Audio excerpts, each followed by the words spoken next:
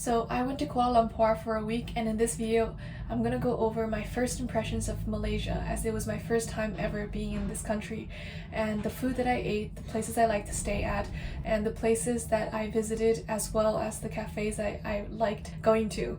And I'll be giving you my overall conclusions on whether this is a good place for a digital nomad. So let's get into the video.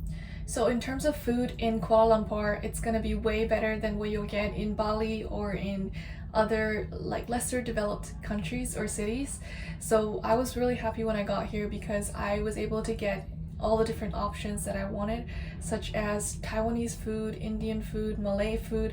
Just even in terms of Malay food, there's so many different kinds of Malay food, and I feel like I didn't have the time to be able to try all of them, but you'll be able to discover so many different kinds of foods, and they're all super authentic. And there's also a lot of different chains, so you'll find like Taiwanese food chains and Thailand food chains all in Malaysia. Ice cream, like really good. There's this really good store there that's really popular called Nico Matcha or something like that, and there were long lines when I went, and I got like really good matcha flavored ice cream and matcha lattes. So it was just a store dedicated to matcha.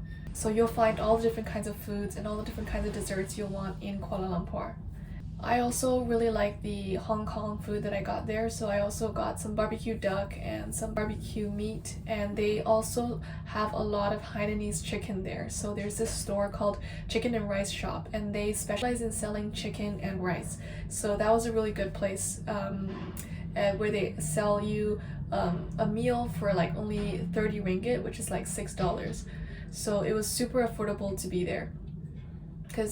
So like a meal there is only around 30 ringgit on average, so that's about $6, and I could get a really healthy meal for about $6 or $7, which is super cheap and really affordable at a really high quality as well.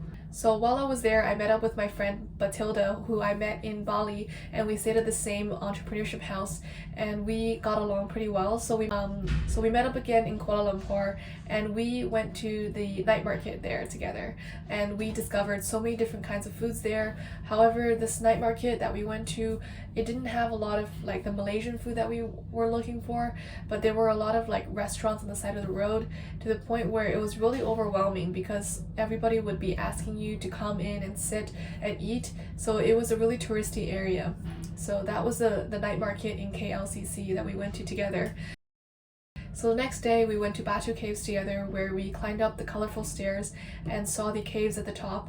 And so just so you know, before you go there, make sure you bring a sarong or a long skirt or pants, because if you get there with shorts, you're gonna have to buy a sarong there, which is only $3, and you get to keep it at the end. And so that's what I did. I did not know that I needed a sarong, so I bought one at the bottom of the stairs, and it turned out to be really nice, so I liked it. And we climbed up the stairs, and it wasn't that difficult, and it was nice to see all the monkeys on the side of the stairs as well. It was really cute.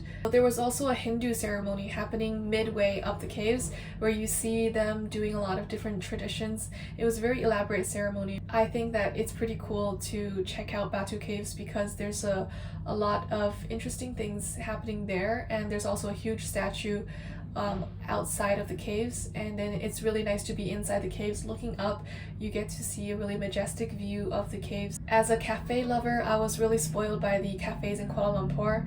I really liked how high quality the drinks were. They even had hojicha latte, which is something that's not very common in Bali, which is where I just flew from. So I could get like matcha latte, hojicha latte, and the cafes were really intricate and unique as well.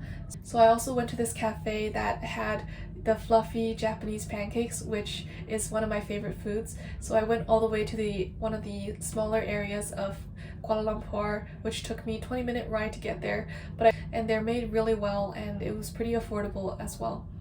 It was generally really easy to get around because people in Kuala Lumpur can speak English as well as Mandarin, and for me that was really good because I could speak Mandarin to the people there, and I could also speak English, so I could transfer between these two languages, and it was really easy to get around because a lot of the drivers actually spoke Mandarin, so I could speak to them in Mandarin if they don't speak English, which is not really the case because most people there speak a bit of English at least. So I found that it was much easier to get around in Kuala Lumpur than in Bali.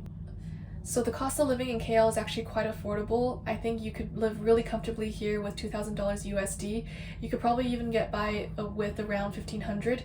So one of my friends live here long term, and he told me that he pays about $400 rent a month for his studio. So you could probably find a studio there for about $400 a month. I was staying at a hostel in KLCC called The Bed, KLCC, and it was $20 a night. And it was a really good hostel in terms of all the hostels that I went to. It was quite luxurious. They give you slippers and you have everything you need in the bathrooms. And there's also a living area where you can do work. There's a kitchen, you can store your food in the fridge. So it had everything you need. It was just a little bit hard to make friends in this hostel. I heard other things from my friends who were at other hostels, but I didn't really meet any new friends when I was in Kuala Lumpur, which brings me to one of the downsides, which is that it is a lot more difficult to meet people who are open-minded and to find people to become friends with if you're not living in a social hostel. So I was mainly hanging out with people I already knew from Bali. So I had a friend there staying at KLCC who I was hanging out with, and then I also hanged out with Batilda and her friend as well. So I made some new friends, but only from the connections that I made already. So after Batu Caves, we also went to Kuala Selangor, which is a smaller outskirt. It's on the coast of Malaysia, and it's a smaller town where they have some different interesting tours that you can go on. The one that we went to was called the Fireflies tour, where you go on a boat after dark and they take you on the river and you get to see the fireflies on the side of the road. It was really interesting to be in a Muslim country for the first time in my life, because I've only lived in Asian countries or in North America, and I've never been in a Muslim country.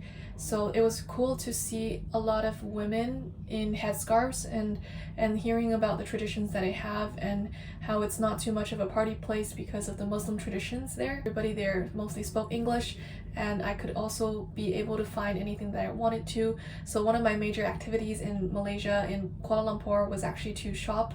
I bought a lot of electronics and things that I needed that I couldn't find in Bali. And now let's get to the downsides. I think the downside here is that the traffic can get really bad if you're living in around the city center. So one time I was trying to go see a movie with my friend at the other mall outside of the city center, and on Google Maps it said it would take me 20 minutes, but it ended up taking me a whole hour just to get to the mall to see the movie.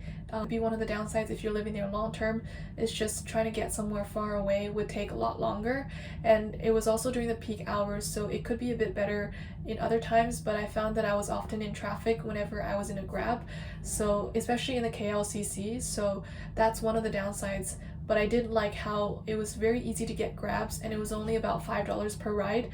So the Grab rides were super cheap, and I really liked that about Kuala Lumpur, because it was nice to be not with motorbikes for once and just have cars around and be able to walk. So I was able to walk a lot in Kuala Lumpur versus Bali. And I really liked that I could walk to places that I wanted to and get my exercise in. The hard part about walking was that it was really hard to cross the roads because sometimes the street lights for walking weren't really working. So I kind of just had to wait until someone else showed up at the stop walk, and I would just like follow what they were doing. But like the roads were so big that it was scary for me to cross by myself when the lights weren't working. So that's one part that I wasn't really used to being in Kuala Lumpur. And it seemed a lot more modern and developed, and I didn't realize that I missed that, because I could just go to the convenience store like Family Mart and be able to get the little Japanese onigiris and like really nice drinks just from Family Mart, and they're all over the city, so it made convenience like on a whole other level. And so the downside is that there's not much of a digital nomad community, so it would be maybe lonely for me if I stayed there long term. Even though I just went for a visa run, I was actually really happy to spend a week there, but at the end of the week I felt like I did miss having friends and being able to hang out with people. So that would be just the only thing. I think that I would recommend it as a digital nomad spot as long as you're able to find your community there and find your tribe, because that would be the only thing that's missing in Kuala Lumpur, which is not surprising because I feel like that's the main thing that is difficult in big cities, which is just to get together with friends and have a social life as well. So overall, I would rate it 8.5 out of 10. I think it's a great place for a digital nomad because the internet's pretty good. You can go to really nice cafes and people there speak English. You can get around pretty easily and shopping is really good. Everything's convenient. So the only downside is the traffic and the lack of community, which you can probably build if you are intentional about that. So that's my overview of Kuala Lumpur. If you have any questions, I can answer them down in the comments below, and I'll be posting more videos about the digital nomad journey and how to design a life that you love.